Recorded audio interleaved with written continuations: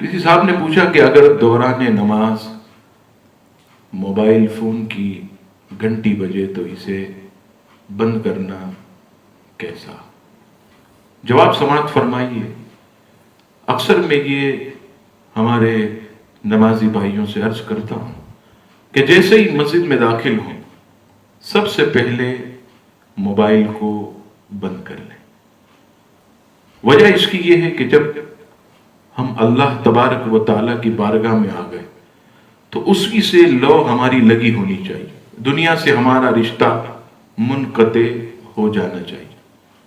بعض لوگ سائلنٹ رکھتے ہیں، سائلنٹ پہ یہ ہوتا ہے کہ وائبریشن یا جھنجھلاہٹ کی وجہ سے نماز میں توجہ بڑھتی ہے، خشوع و خضوع یہ نہیں رہتا۔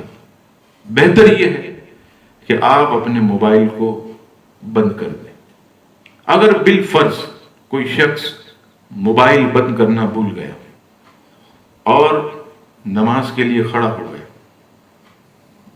اور گھنٹی بجی، اب سب سے بہتر صورت یہ ہے کہ وہ ایک ہاتھ سے موبائل کو بند کر دے۔ اگر اس کا موبائل سامنے کی طرف رکھا ہے، یعنی سجدہ گاہ سے تھوڑا نیچے، اور وہ قیام میں ہے، بجنا شروع ہو گیا، اب اس کے لیے میرا یہ مشورہ کہ وہ اپنی نماز کو توڑ دے اور نماز توڑ کر اپنے موبائل کو بند کر دے۔ وجہ اس کی یہ ہے کہ اگر اس کا فون بجتا رہا، جتنے بھی نمازی نماز پڑھ رہے سب کی نماز میں خلل واقع ہوگا، سب کے خشوع و خضوع میں خلل واقع ہوگا، اور اس کا ذمہ دار یہ ہے۔ بعض لوگ میں نے دیکھا کہ نماز پڑھ رہے ہوتے ہیں اور جب موبائل کی گھنٹی بجتی ہے تو باقاعدہ جیب میں سے نکال کر وہ اس طرح پہلے موبائل کو دیکھتے ہیں، وہ دیکھ کر پھر جو ہے وہ لائن کاٹ دیتے ہیں۔ یاد رکھیے گا یہ عمل کثیر ہے۔ عمل کثیر کی تعریف علماء نے یہ لکھی کہ دیکھنے والا شخص یہ سمجھے کہ یہ نماز میں نہیں ہے۔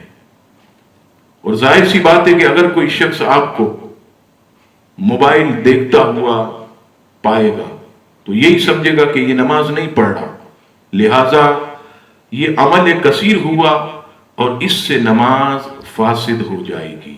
آپ کو فوراً نماز ختم کر دینی، دوبارہ سے نیت کر کے آپ نے نماز کو شروع کرنا ہے۔ اور دوران جماعت بھی اس بات کا خاص خیال رکھیں کہ اگر آپ کا موبائل بڑی کوششوں کے بعد بھی بند نہیں ہو رہا تو آپ نماز توڑ دیں اور پھر موبائل بند کر دیں اور پھر دوبارہ جماعت میں شامل ہو جائیں۔ اللہ تعالیٰ دلوں کے حال سے واقف ہے، وہ آپ کو اس عمل کے بدلے اپنی رحمت سے ہو سکتا ہے کہ ڈھیروں اجر عطا فرمائے۔ اس بات کا خاص خیال رکھیں۔ واللہ تعالی عالم ورسولہ اعلم۔ جیسا کہ آپ احباب کے علم میں ہے کہ آج کے اس جدید دور میں انٹرنیٹ معلومات حاصل کرنے کا آسان ذریعہ۔